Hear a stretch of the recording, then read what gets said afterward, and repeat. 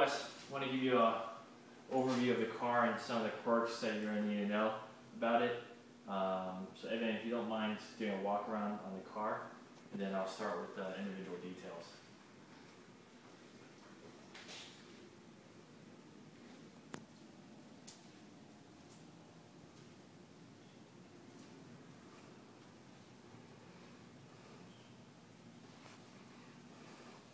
Stay. Alright, so let's start with under the hood first. These are hoodpin.com hood pins. Basically, just to open them, you just pull a little bit and it comes apart. I would open it from the first vent.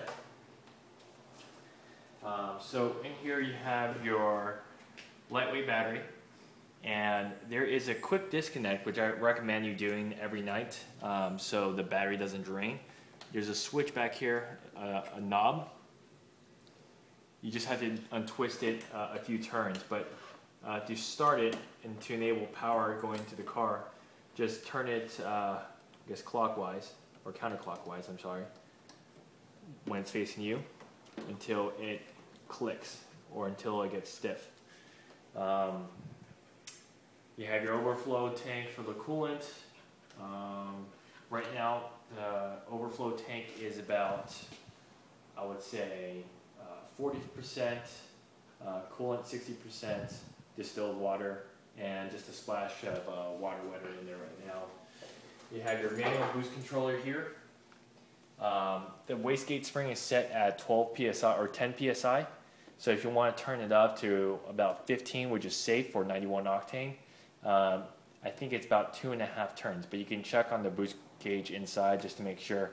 It varies depending on the atmospheric pressure and temperature.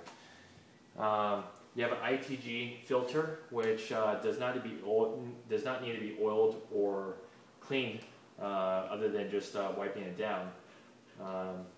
Oil catch can is on this side. Titanium strut tower bar. Heat shield. HKS DLI. The injectors are 1000 cc. So on E85 it'll make about 700 horsepower to the wheels max with this fuel system, which is basically limited by the injector size. Obviously on 100 octane, or if you're using just C16, you can run a lot more. I'm trying to think if there's anything else in here. I've got the Super Spark coil packs in there. Those are recently put on, maybe 400, 500 miles ago. Spark plugs. I don't remember which spark plugs are in there, but you can take a look once you decide to change them. And that's pretty much it. As you can see, everything's been ducted. This is an aluminum panel, just forces everything into the radiator. The hood has been resealed with weather stripping foam, just so there's no air that comes out of it. It just goes through the vents up here. When you close the hood, make sure you just pull on the same latch, or you can just press down on it. And it should make a click. Just make sure, double check that the hood is secure. And there is no hood latch release. Everything's operated through the hood pins. 97, 98 headlights. Tow hook is attached here. The way you remove the bumper, it's pretty easy. There is one screw attached to the front of the bumper. You have 2 quick release pins on the side. You just press down and it comes apart. And to latch it, just secure it again. This brake duct has been completely sealed off because we don't really need brake ducts.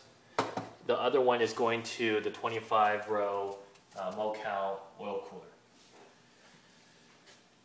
Running 315-inch or 315 3018 NT01s. These are practically new tires. The CCWs are 18 by 11 in the front, 18 by 12 in the rear. AP Racing 14-inch big racing kit, or big brake racing kit. As you can tell, we did some more additional aero work to ventilate any air that gets trapped behind the front bumper here. Redux canards, Redux front bumper. The fenders are about an inch wider than stock. Let's get into the car. So really quickly here, one of the quirks is this key opens the doors. This key, the black one, starts the car. Okay?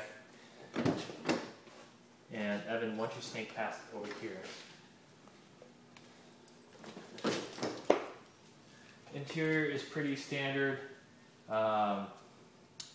There is, let me go ahead and drop down in here.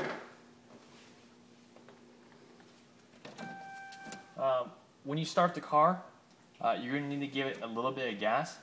And this is obviously depending on, once again, the temperature and atmospheric pressure, how the car starts, okay? So when you start it, you just want to give it a little bit of gas and it'll start right up. And usually, until the temperature gauge here, the water temp gauge gets to about 80 degrees Celsius, that's when it'll settle down and you won't have that lumpy idle, okay? C, short shifter, TRD tach, TRD steering wheel. The gauges have been changed with LED lights. So everything but the tach is red and the tach is white. Recaro SVG, seats. I'm trying to think if there's anything else. Oh, so the cable to the ECU is under these floor mat. These are also brand new floor mats, but as you can tell, it's just a serial cable here, which I hide underneath the seat here. There are no speakers in the rear, but you do have, I believe they're Focus 6.5-inch mids in the front, which are plenty enough. Let's see, open the trunk.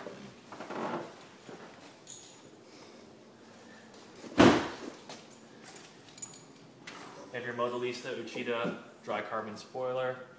As you can tell, the rear has been pretty much gutted of the carpet and foam, but all the factory plastic is still here. It'll still hold the target top in here. Seat belts have been removed in the rear. I can't imagine why you want to have anyone sit back there anyways in the first place. Close this. HKS Carbon TI exhaust. I'm sorry, not Carbon TI, what am I saying? Veilside exhaust. It's 9-pound exhaust. Motorista diffuser. I think that's about it. I mean, KW V3 Special Edition suspension. It's already tuned by Roby from RobySpec, so I wouldn't even dig around with it. I just leave it as is. And I think that's it. I mean, regular maintenance, regular oil changes at 3,500 miles. I would use Motul. Sorry, my dog is outside. Sydney, get in here. And that's about it. I will also pull out the car so you can see in the daylight. But that's pretty much everything. All right. Hope you enjoyed the car, Wes, and you know I'll miss it. So thanks again, and if you have any questions, let me know.